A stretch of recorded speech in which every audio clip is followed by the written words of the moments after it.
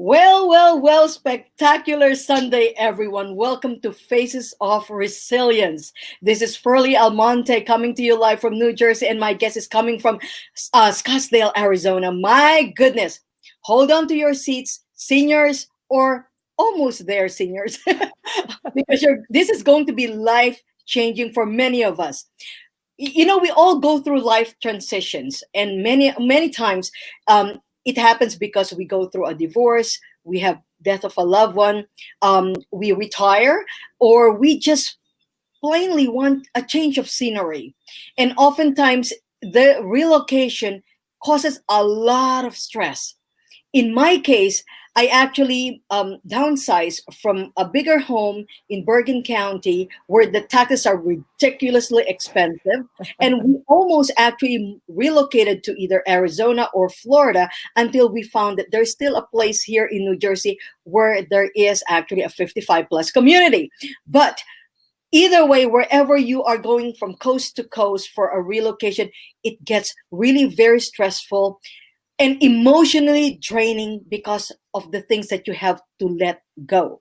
Well, my guest today is going to basically dismantle and break all of our fears of relocating, downsizing, and letting go. Well, Thomesa, I did it. I said it correctly.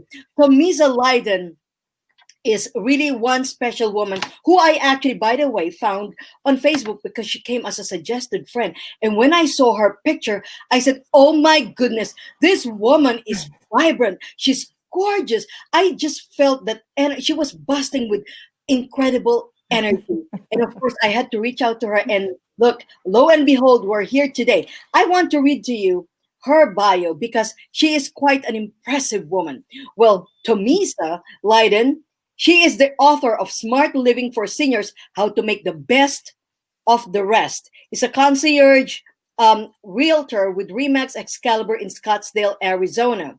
And she frequents the senior real estate relocation and resizing at NASDAQ, Harvard Club of Boston and New York, Carnegie Hall, Rockefeller Center, Mercedes-Benz, and more. She is a true genius. And she's a real estate specialist and a resize expert. She actually redefined downsizing and resizing. And also, having grown up in the Air Force, I'm sure she's going to talk to you about that. She has basically learned, to travel and also be able to relocate and actually be able to move from one place to another without really causing any stress and find joyful living as a result of that.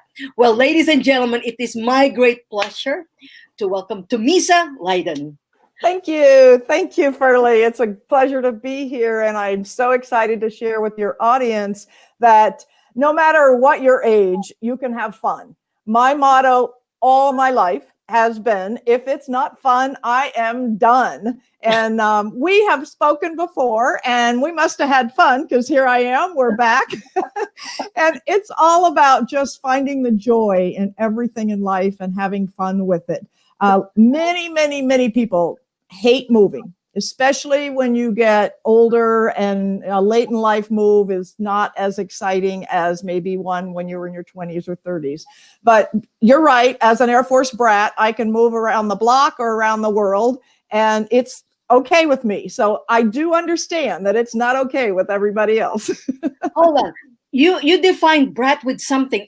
Is it a symbol for something? Like is acronym for something? BRAT is British Attached Regiment. British Attached Regiment. It is what the British military called families that were traveling with the active duty soldier.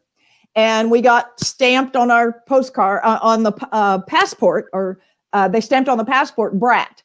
For the acronym. And that started in Britain, but it just was worldwide accepted. So we always refer to ourselves as brats, anyone that's in the military. And I come by it honestly. It's my badge of honor. It's so funny because when I saw brat, I wonder what that stands for, because obviously brat is, is regarded as something like negative. Somebody is really like spoiled brat, right? And so, now I learned something. My goodness, it's actually quite elite. Yes, British Regiment Attached Traveler.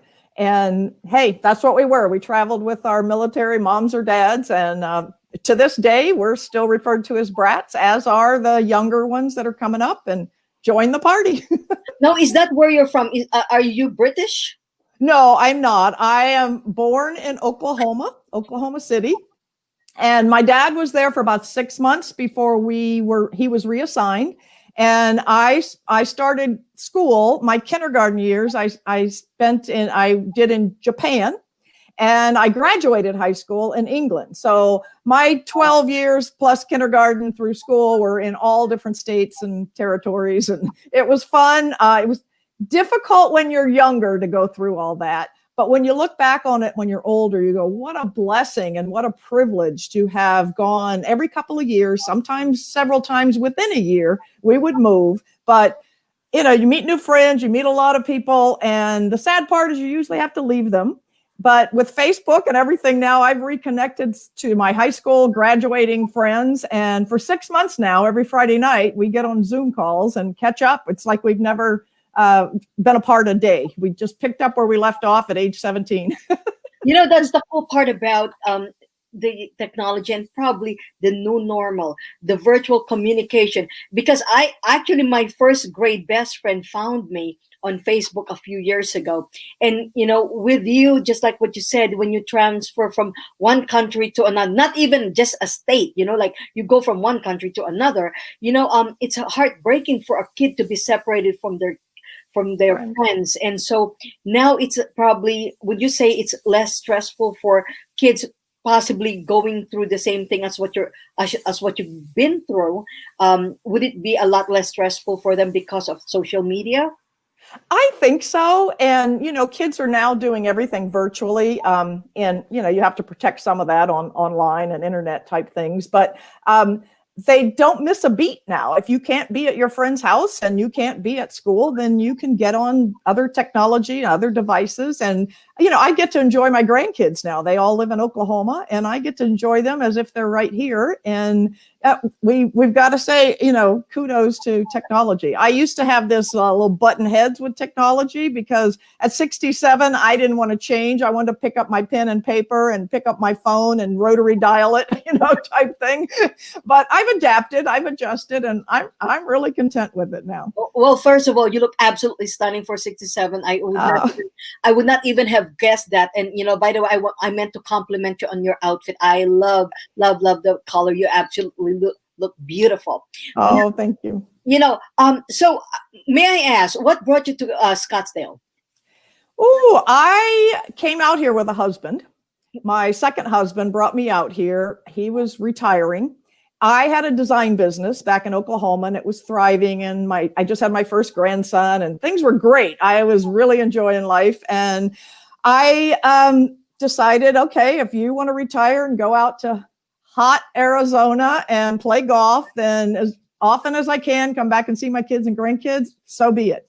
Well, he had alternative plans. I didn't know it. I have Dumb and Dumber etched on my forehead, but he brought me out here because the divorce laws were in his favor. Now, I don't want to share that with people that might start getting ideas, but I'm just saying, because remember, this show is about Faces of Resilience. And I always, find a chance for somebody like you who actually has, first of all, a thriving business right now, but there is a backstory to all of this. So every now and then we share our heartfelt stories, hurtful, but actually loaded with lessons. And this is that chance that you can empower others to actually learn from your story. Okay.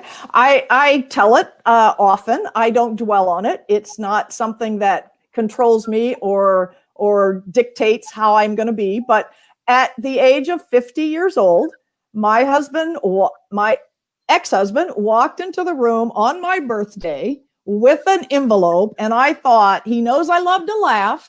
It's probably the funniest card he could find for someone turning 50. And I opened the envelope, and it was divorce papers. Oh my God. And I just thought, on your who birthday? does that on someone's 50th birthday, on any birthday, but on your 50th? I really hit the ground. I was devastated. I thought, who wants a 50-year-old? What am I going to do? I had closed down my business back in Oklahoma. I came out here where I knew no one, didn't have income. I didn't have a business. I could start up one, but it was pretty devastating. I literally went under the covers for 2 weeks. And I laugh now because my sister jokes about it only took you 2 weeks to get over that. But what happened is I went under covers. I lost 18 pounds. I wasn't eating. I wasn't sleeping. I was just crying. And I was devastated. One morning I got up and I happened to catch a glimpse of outdoors. And there was sunshine and blue sky and green and water and a fountain that was shooting up in the air. And I went, I refuse to let anyone steal my joy. Now, that man went back to Oklahoma, married my best friend. So I lost a husband and a best friend together. But I wasn't going to let them steal my joy. They could move on. I was 50. I pulled up my bootstraps, which is a military phrase.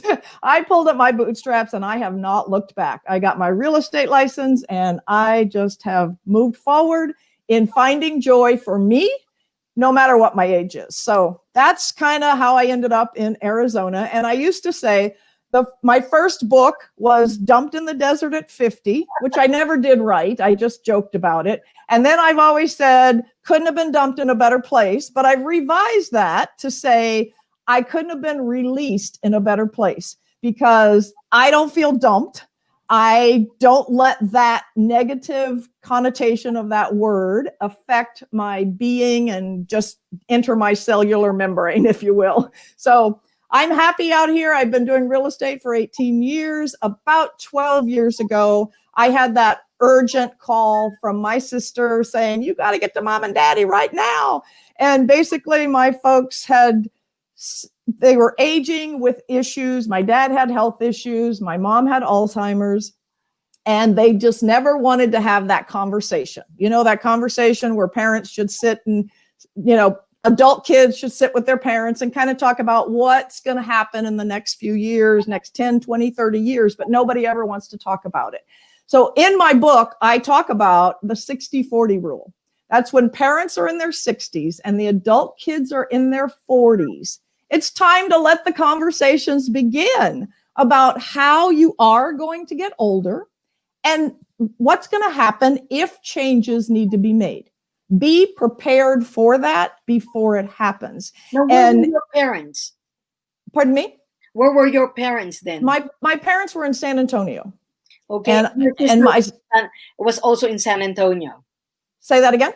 Was your sister also in San Antonio? No, she was in Dallas, but and she was closer, could have been there in a heartbeat, but there were tornadoes all around Dallas and they closed the Dallas airport. She couldn't get out on it. Some of the interstates were closed. So I jumped the first flight out of Phoenix and I flew to San Antonio. And by the time I landed, I'm looking out the airplane going, oh my gosh, it's pitch black.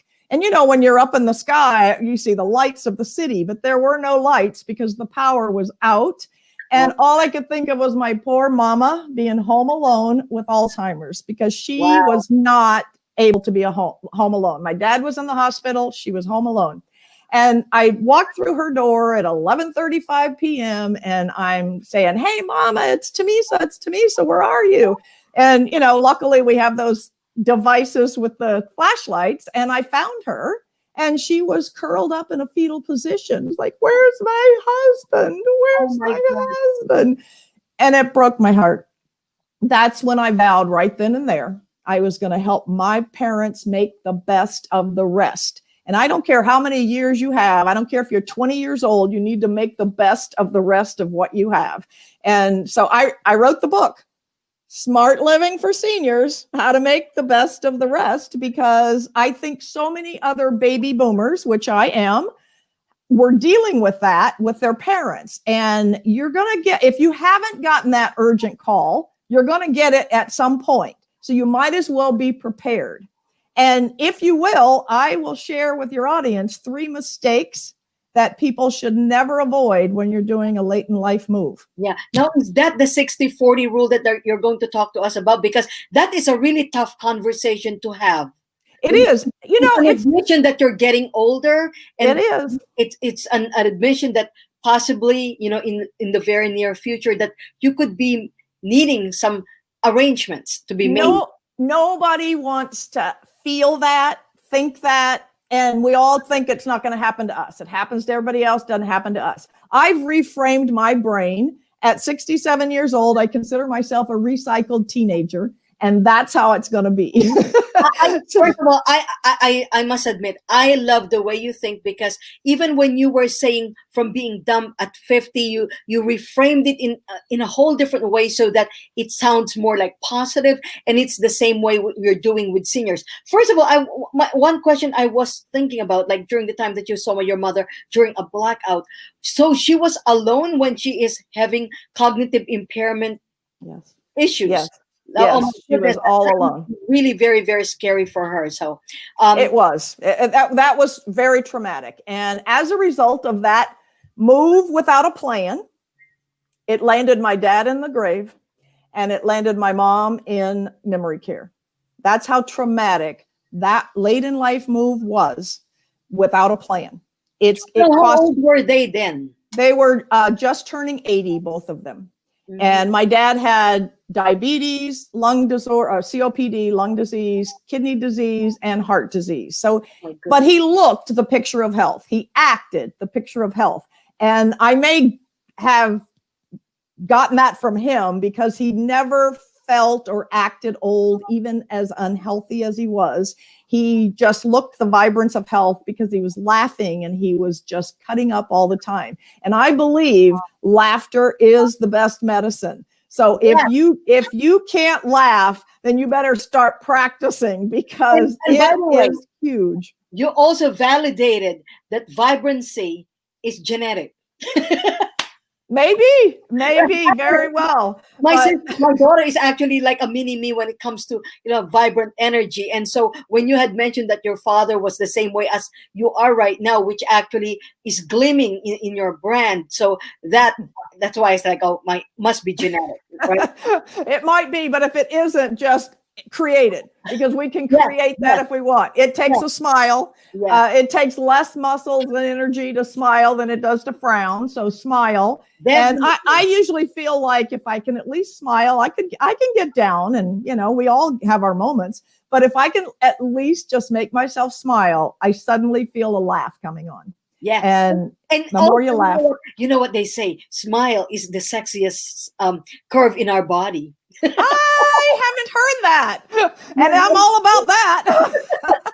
So anyway, you said 3 mistakes to avoid during a late in life move. Mm-hmm. Okay, tell us what those are. So the first mistake is the fortune cookie mistake. I'm going to make a mess on my computer here, because I'm going to open up this crumbly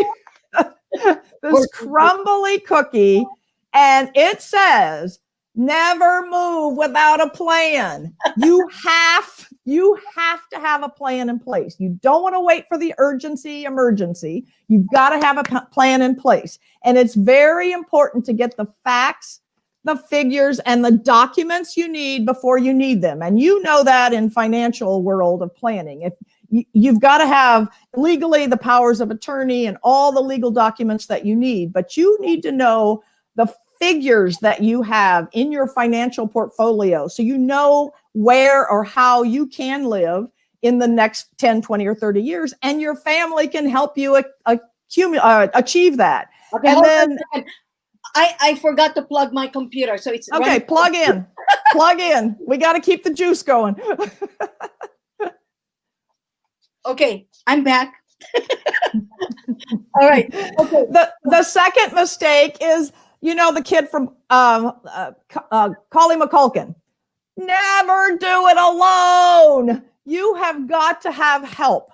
It used to take a village to raise us. Now that we're older, it takes a team of elder law attorneys, a team of financial planners and wealth managers, real estate agents, senior move managers, anybody that can help you put that plan together so that you can vibrantly live and comfortably live for the rest of your life and the But way there's you no want it. guessing game.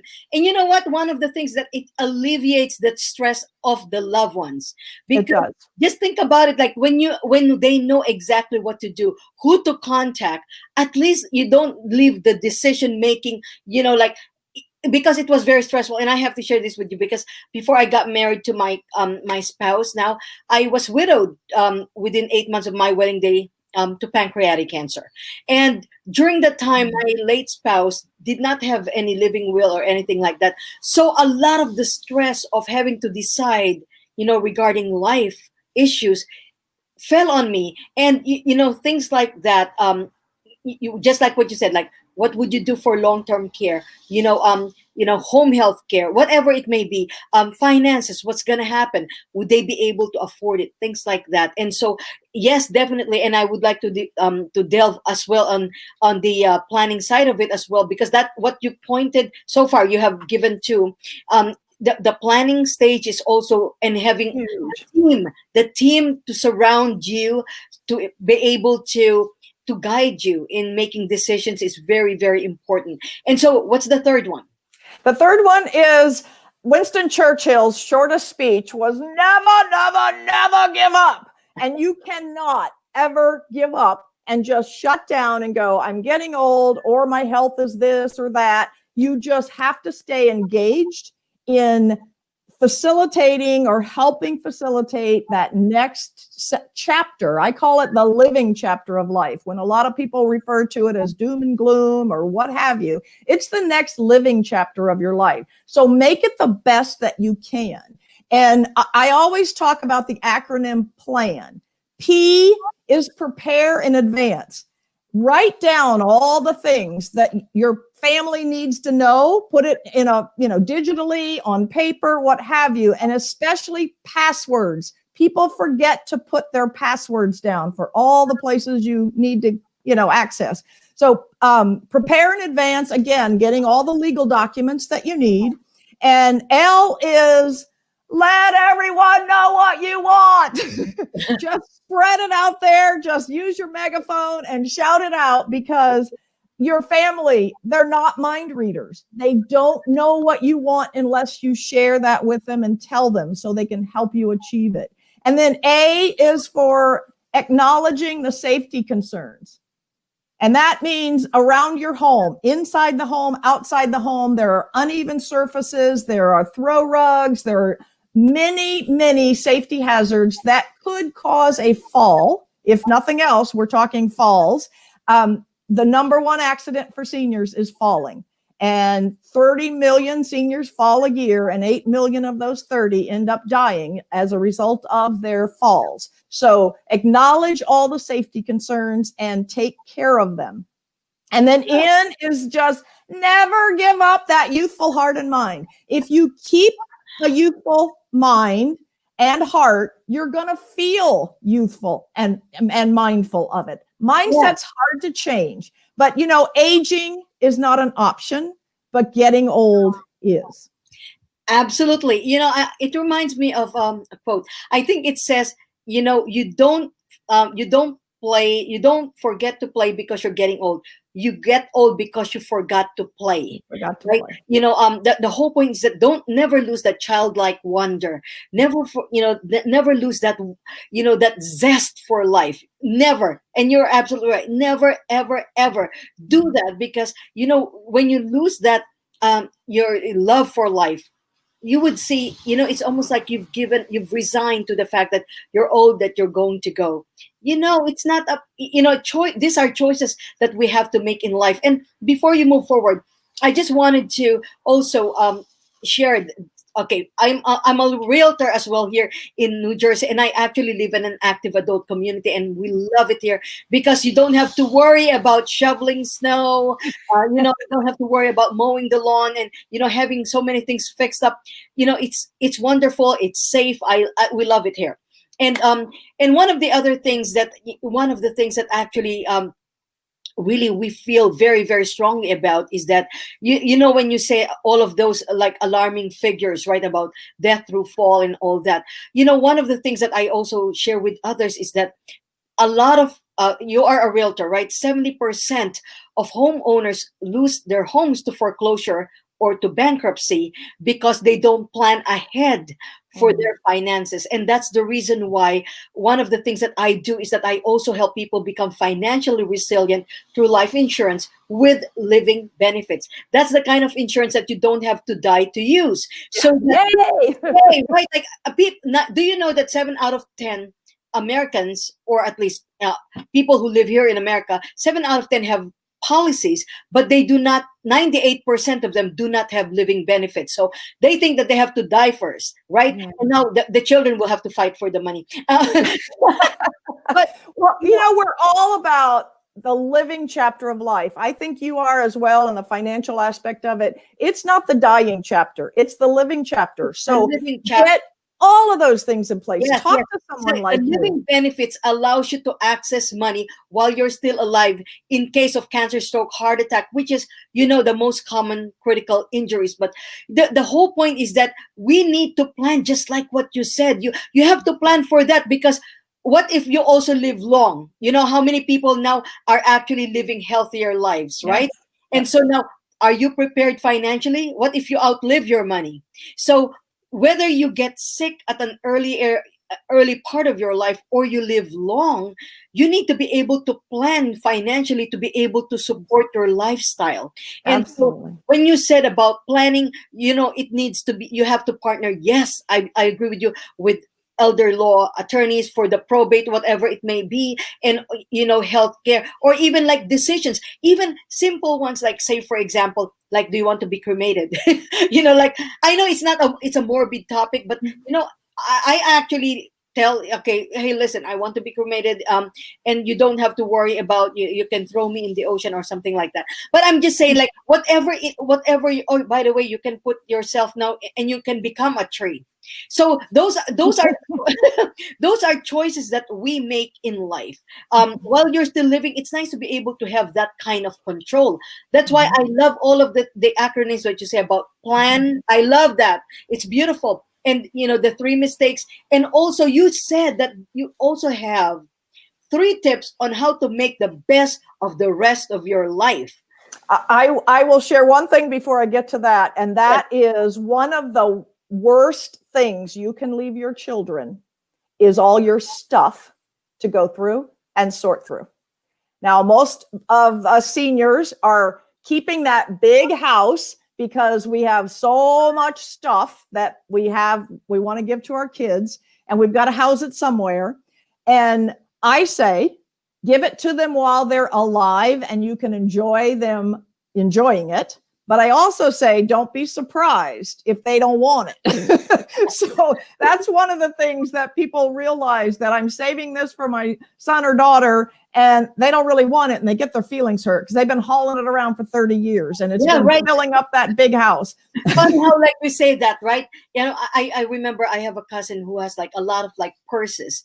Oh, but I have several daughters. It's like, what if that's not their taste? What if the fashion changes? What if that's not what they want? And quite frankly, also nowadays, even the big houses here in New Jersey, they're not selling as well anymore because the younger people, the newer families, are actually looking to get some, a different kind of dwelling, like something that's more portable, not portable, like you know how it is, like condo, like they want to be able to move from one place to another easily and not get tied up with a huge home.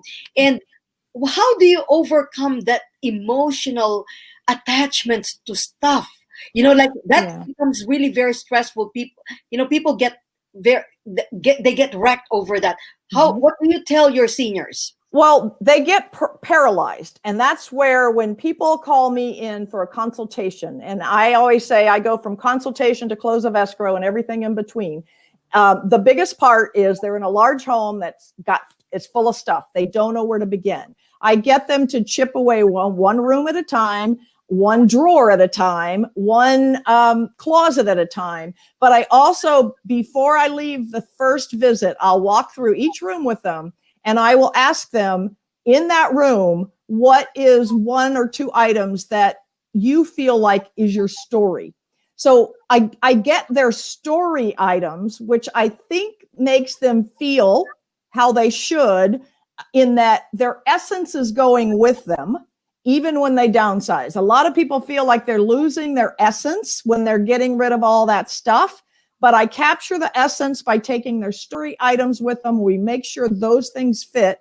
I have them also ask themselves as they're sorting, or we have sorters that work with them, does it bring you joy? Does it have value?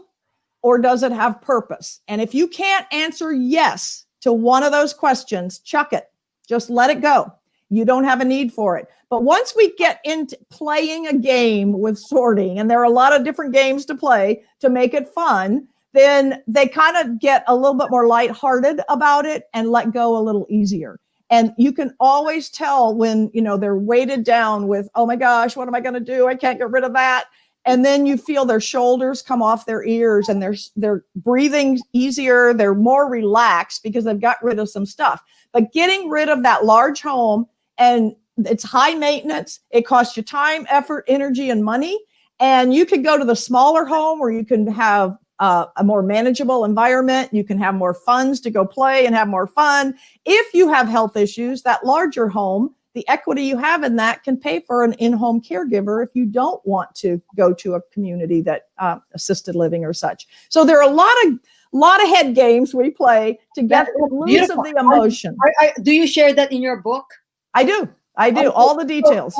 Any seniors out there, okay, or baby boomers, this is a book that you want to tell us again the story of the title of your book. It's Smart Living for Seniors, How to Make the Best of the Rest, and it's on Amazon.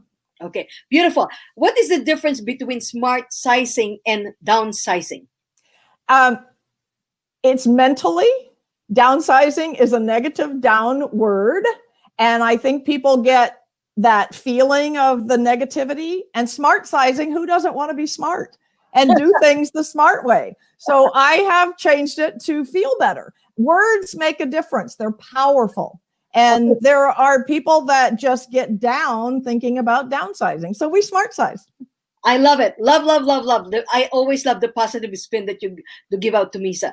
Well, let me give you those 3 tips before we have to run.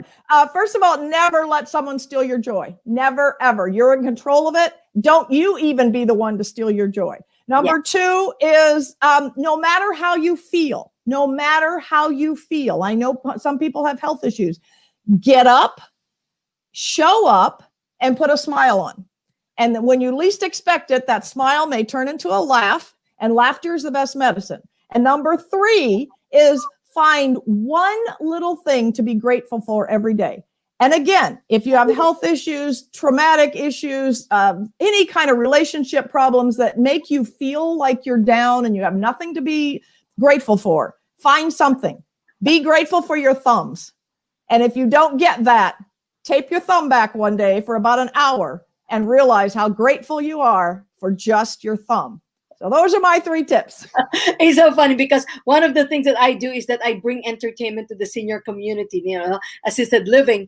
And when you see some of them looking down and all that, and I said to them, find a reason to be grateful for each day. You're above ground, aren't you? That's a great one to be grateful for. That's one reason to be grateful for. So, I love the tips that you have to share. If they want to follow Thomesa, where should they go? Well, your telephone number is already on the screen. It's 480-375-1974. How about websites? I have Thomesa.com is my website.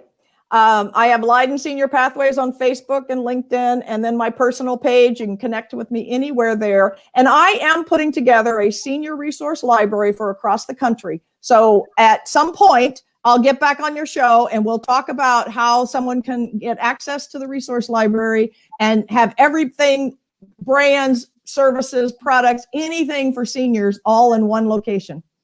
That's absolutely beautiful. I love seniors. I did not even mention to you, I sing with a doo-wop band. Oh, I love that. You know the definition or the ingredients for fun is music, dance, and laughter. So if you don't have those three ingredients, you're going to be lacking some fun. So you've got it all. And I think that's great. And, that's one of the reasons I go around the country at NASDAQ and Mercedes and Coca-Cola. And I just recently came from Porsche.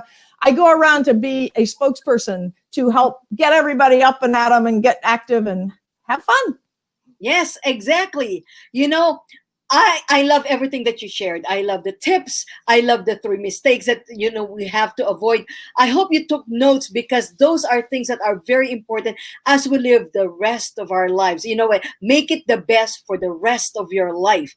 And remember, there's a ton of reasons why we could be grateful. And I always say, if you're above ground, that is already a great big reason for you to be grateful for. So I'm sure, just look around you, count your blessings. You have your family, you still have a roof over your head, and you have music, joy, laughter, and dance.